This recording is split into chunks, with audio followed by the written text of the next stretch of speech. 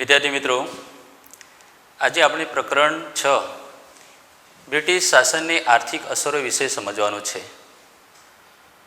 અગાઉ આપણે પ્રકરણની કેટલીક માહિતી આપણને ઈસ્ટ ઇન્ડિયા કંપનીનો વહીવટી માળખામાં પણ કેટલોક પરિચય આપણને એની માહિતી કેટલીક સમજ મેળવી છે. એવી જ રીતે આ પ્રકરણ પણ આપણને બ્રિટિશ શાસનની આર્થિક અસરો વિશે સમજીએ.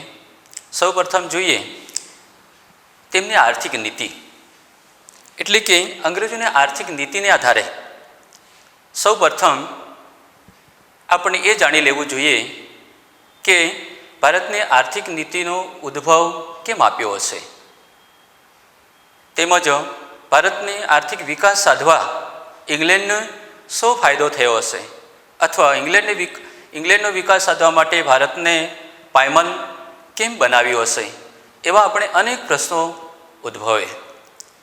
એ સહજ બાબત છે. શરૂઆતના તબક્કામાં એટલે કે ઇંગ્લેન્ડ સહિત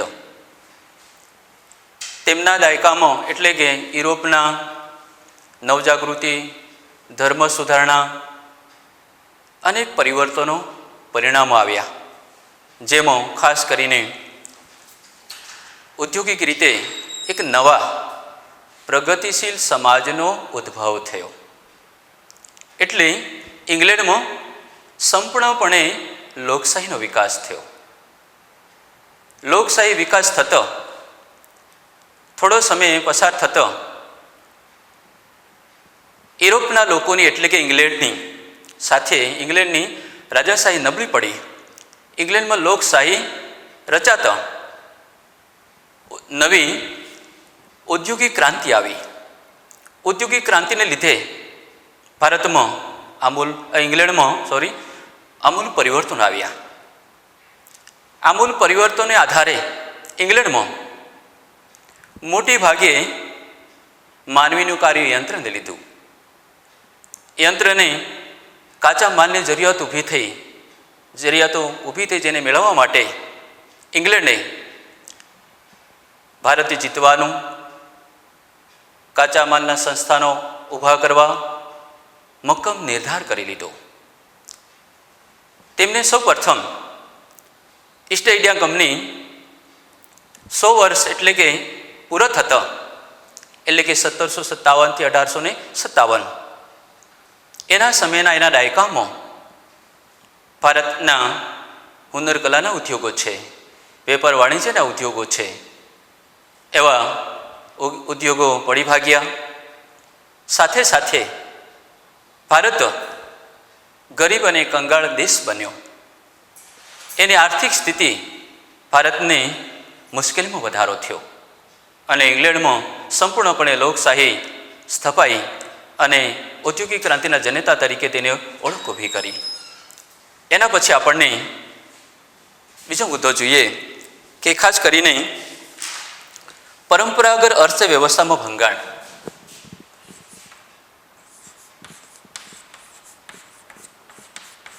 પરંપરાગત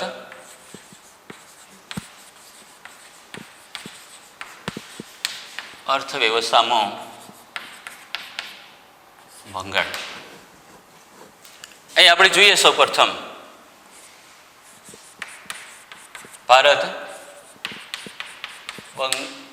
બંગાળમાં મુખ્ય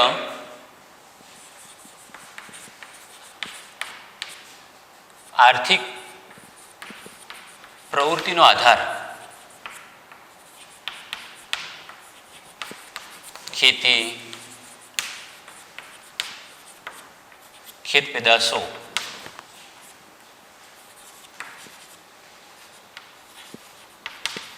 હુનર ઉદ્યોગો હતા. આ ઉદ્યોગોને લીધે ભારતમાં સંપૂર્ણપણે કે એ ખેતી પર નિર્ભર બન્યો. એના આધારે શરૂઆતના સમયમાં એટલે કે તેમને યુરોપની પ્રજા અહીંયા નોંધપાત્ર વેપાર કરતી હતી. યુરોપની પ્રજા અહીંયા નોંધપાત્ર વેપાર કરતી હતી. બંગાળ વેપાર કરવા માટે એક લાભમાં હતું. તેમાંથી એટલે કે વિદેશમાંથી મોટા જથ્થામાં સોનું આવતું. દિવસે દિવસે બંગાળની એટલે કે આર્થિક સ્થિતિ મજબૂત બની અને એના આધારે મજબૂત બની એટલે કે બંગાળની નિકાસ આગળ આપણે જોઈએ. બંગાળની નિકાસ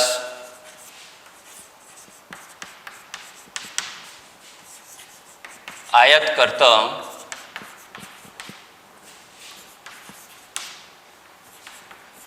ત્રણ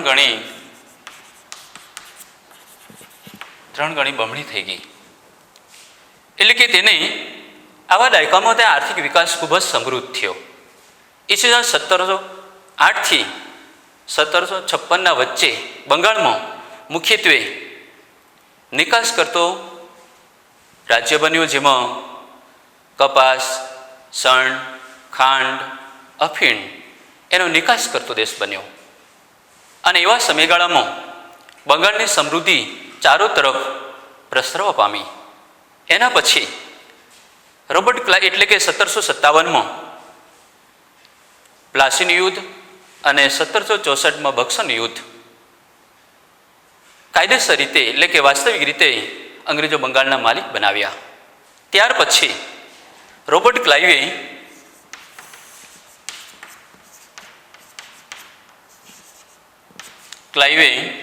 મુગલ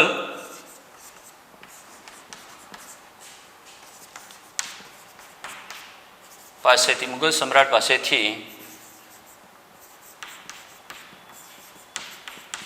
બિહાર, બંગાળ, ઓરિસ્સામાં જમીન મહેસૂલ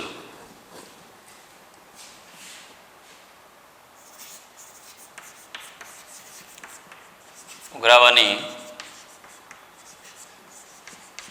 દીવાની સત્તા મેળવી અને આગળ વધતા ઈસવીસન 1765માં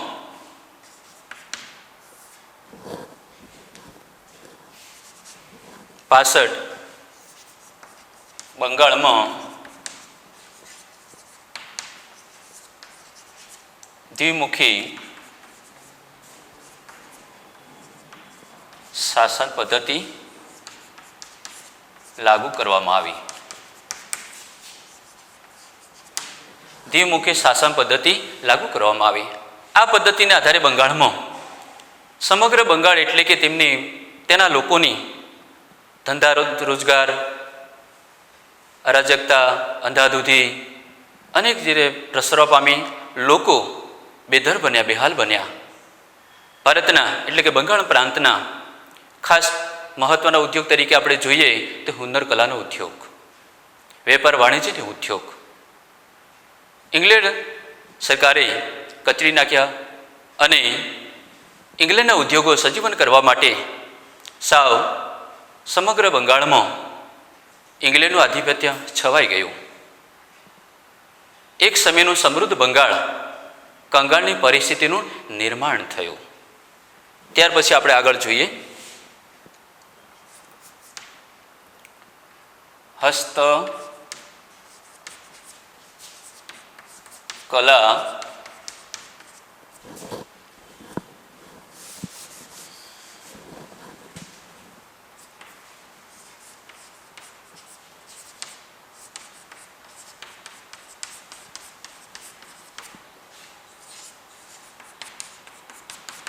હસ્તકલા કારીગરીના ઉદ્યોગો આપણે જોઈએ.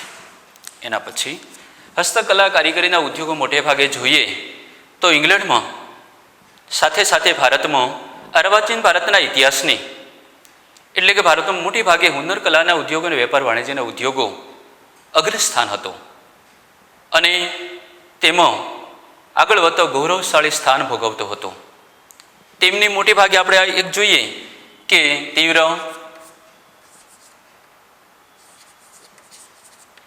બુદ્ધિશક્તિ, સર્જનાત્મક પ્રતિભા ને લીધે ભારતીય ઉદ્યોગો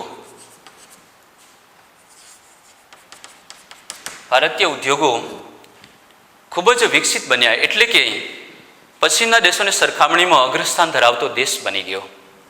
જોઈએ તો સૌ પ્રથમ હસ્તકલા કારીગરીના ઉદ્યોગોમાં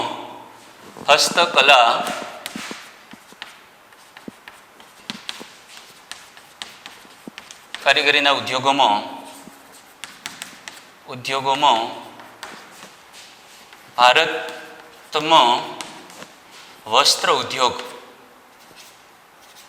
ઉદ્યોગ સૌથી મુખ્ય હતો.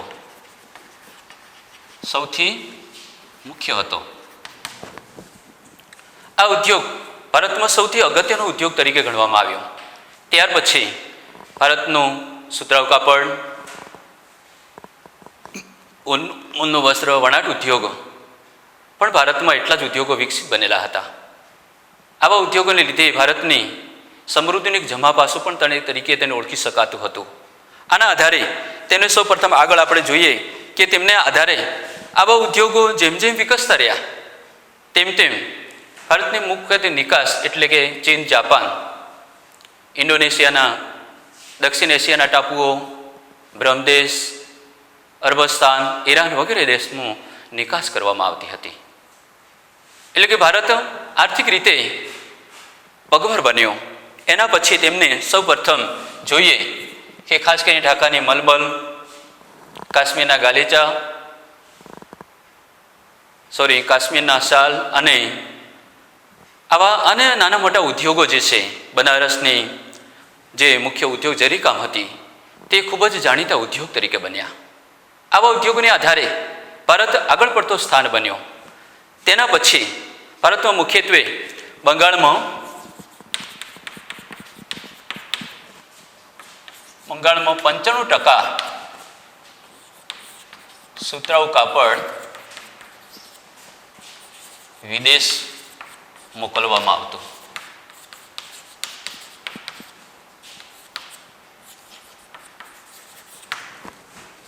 એટલે કે આર્થિક રીતે બંગાળ પણ આગળ પડતો દરજ્જો હતો. સાથે સાથે જોઈએ તો સુતરાઉ કાપડ છે, વહાણ બાંધવાનો ઉદ્યોગ છે, ઇંગ્લેન્ડના ઉદ્યોગ કરતાં પણ ચડિયાતો હતો. આમ જોઈએ તો સુતરાઉ કાપડનો ઉદ્યોગ છે, સુતરાઉ કાપડ, વહાણ બાંધવાનો ઉદ્યોગ ઇંગ્લેન્ડના ઉદ્યોગ કરતા ચડિયાતો હતો. ઇંગ્લેન્ડના ઉદ્યોગ કરતા એ ચડિયાતો હતો. એટલે કે આગળ પડતો ભારતની બંગાળ પ્રાંતની સમૃદ્ધિ જાહો જલાલી આનાથી આગળ વધી હતી. એના પછી જેમ જેમ ભારતમાં વિકાસ થતો ગયો તેમ તેમ ભારતે આવા ઉદ્યોગ વિકસાવવા માટે ખૂબ જ મહત્ત્વ આપ્યું. તાંબુ, ધાતુ, લોખંડ આવા ઉદ્યોગો મુખ્ય અગ્રસ્થાન રહ્યા હતા.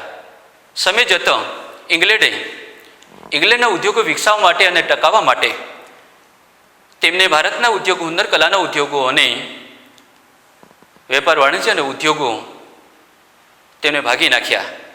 એટલે કે ભારતના કારીગરો, વણકરો અત્યાચાર ગુજાર્યા. લોકોને આર્થિક રીતે સાવ એકબીજા પર આશરા કરતા અને આધાર વગર ધંધા રોજગારથી તેમને પડી ભાગ્યા. એટલે કે તેમને ગ્રામ્ય વિસ્તારની જમીનો તરફ આશરો કરવા માટે પ્રયત્નની શરૂઆત કરવી પડી અને આના આધારે તેમને આવી પરિસ્થિતિ નિર્માણ થઈ. ત્યાર પછી આપણે આગળ જોઈએ કાયમી જમાબંધી. કાયમી જમાબંધી ઈસવીસન 1793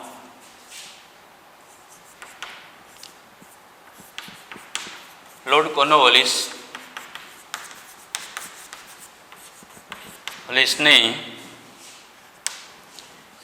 બિહાર, બંગાળ,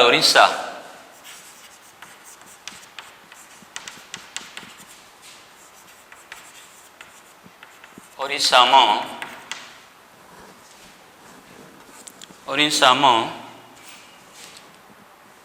કાયમી જમાબંધી પ્રથા દાખલ કરી. એટલે કે 1793માં આ કાયમી જમાબંધી પ્રથા તેમને દાખલ કરી. જમીન પોતાની હસ્તક, જમીનદારને જમીનનો પોતાનો હક આપવામાં આવ્યો. જમીન મહેસૂલ ઉઘરાવવાનું હક અંગ્રેજ સરકારની એજન્ટ તરીકે કાર્ય કરવાનું હતું. ખાસ મહત્વની બાબત એ કે દુષ્કાળ સમય અથવા ઓછા વરસાદના સમયે જો મહેસૂલ ભરી ન શકે તો સરકાર ખેડૂતો પાસે જમીનો હરાજી કરીને પણ મહેસૂલ પૈસા વસૂલ કરવા માટે પ્રયત્ન કરતી.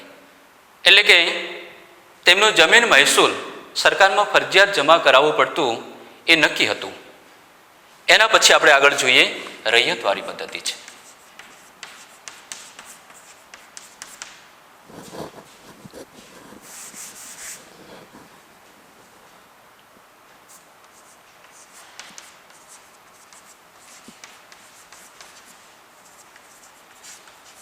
રૈયતવારી પદ્ધતિ. થોમસ મનરોએ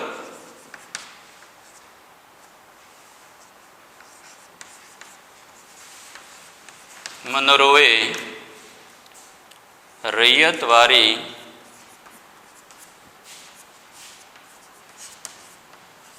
પદ્ધતિ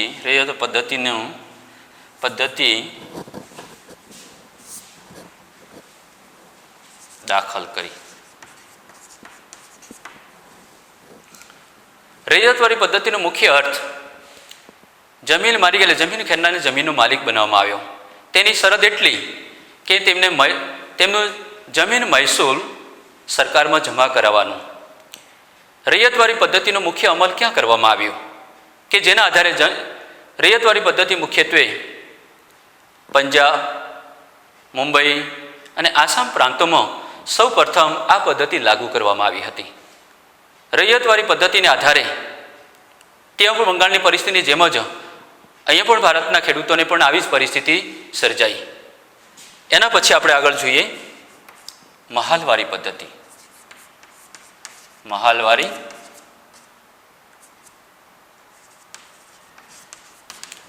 પદ્ધતિ જમીનદાર પ્રથાને સુધારેલું સ્વરૂપ એટલે મહાલવારી પદ્ધતિ. જમીનદારી પ્રથાથી સુધારેલું સ્વરૂપ એટલે મહાલવારી પદ્ધતિ તરીકે ઓળખાય. મહાલવારી પદ્ધતિનો મુખ્ય આનો અમલ શા માટે ને ક્યાં કરવામાં આવ્યો? મહાલવારી પદ્ધતિ મુખ્યત્વે આપણે જોઈએ તો ગંગા ઘાટના ઉત્તર પ્રાંત, પંજાબના મધ્ય ભારતના કેટલાક વિસ્તારોમાં લાગુ કરવામાં આવ્યો હતો. મહાલવારી પદ્ધતિને આધારે જેવી રીતે ત્રણેય પદ્ધતિની જેમ પરિસ્થિતિ સર્જાઈ ભારતના લોકો પ્રત્યે, તેવી જ પરિસ્થિતિ અહીંયા પણ આ જમીન મહેસૂલનો કરવેરો પણ આ ખેડૂતો પર તેને ભારણ વધ્યું, બેહાલ થયા. આર્થિક રીતે તેઓ મુશ્કેલીમાં મુકાયા. આમ જોઈએ આ ત્રણેય પદ્ધતિઓને આધારે જો મોટે ભાગે કાયમી જમાબંધી પ્રથા, રૈયતવારી પ્રથા અને મહાલવારી પ્રથા, આ ત્રણેય પ્રથા જમીન મહેસૂલ ઉઘરાવવાની, એ કર્મો મહેસૂલ વધારો કરવાની અને રાજ્યમાં આવકની વૃદ્ધિ કરવાનો એક આશય હતો. અને એના આધારે જમીન મહેસૂલ પદ્ધતિ બમણી કરવામાં આવી અને એનો સરકારમાં એટલે કે ઇંગ્લેન્ડ સરકારે મોટે ભાગે મહેસૂલ ઉઘરાણી પદ્ધતિમાં મોટો ફાયદો થવા પામ્યો હતો. ત્યાર પછી આપણે આગળ જોઈએ કૃષિ ક્ષેત્રે સ્થગિતતા.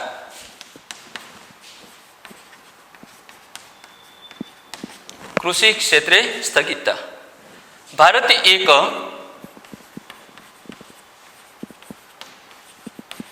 ખેતી પ્રધાન દેશ છે. તેમને સુખ દુઃખ અને ભાગ્યનો આધાર એ કે શેના પર નિર્ભર છે? ખેતી પર નિર્ભર છે.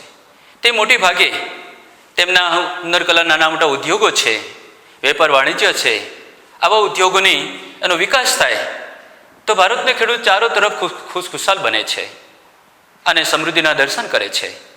અને એના આધારે કૃષિ ક્ષેત્રે આમૂલ પરિવર્તનો આવતા જાય છે. એવી જ રીતે હુનર ઉદ્યોગો પડી ભાગ્યા અને બંગાળના ખેડૂતો કારીગરો બેહાલ બન્યા. આવી પરિસ્થિતિ અહીંયા ખેડૂતને પણ તેવી કેટલીક પરિસ્થિતિ સર્જાઈ હતી, જેમાં મોટી ભાગે આવા ખેડૂતોને કૃષિ ક્ષેત્રે તેઓ વિકાસ કરવા માટે આવા જે કારીગરો છે અને વણકરો છે તે તેમને ધંધા રોજગાર ઉદ્યોગો પડી ભાગવાને કારણે તેઓ ગ્રામ્ય વિસ્તાર ગામડા તરફ પ્રયાસ કરવા લાગ્યા, પ્રયત્નો કર્યો ત્યાં અને તે તરફ વળ્યા અને એના આધારે કૃષિનો વિકાસ મોટી ભાગે ગ્રામ્ય સ્તરથી તે વિકાસ કરવા માટે પ્રયત્નોની શરૂઆત કરી. ભારતના ઉદ્યોગે કેટલાક સરકારે ઇનામ કમિશને દાન કે અન્ય કારણોસર અપાયેલી જમીન સરકારે જપ્ત કરી. ખેડૂતો કરભારણ વધ્યું, બેહાલ બન્યો, આર્થિક દેવાદાર બન્યો અને જેમ જેમ કર વૃદ્ધિઓ વધારો થતો ગયો એટલે તેની સ્થિતિ કેવી બની? કફોડી બની. એટલે કે એના આધારે કૃષિ ક્ષેત્રે એનું ઉત્પાદનનો વધારો થાય, એની સાથે એનો મહેસૂલનો દર પણ વધી જતો હતો. એટલે કે તે ખેડૂત મૂળ સ્થિતિમાં પાછો તે દરજ્જામાં જ આવી જતો હતો, પરંતુ તેઓ પોતાના વ્યવસાય વિકાસ આગળ વધારવા માટે એક મહાન પ્રયત્નો પણ કરવામાં આવતો હતો. ત્યાર પછી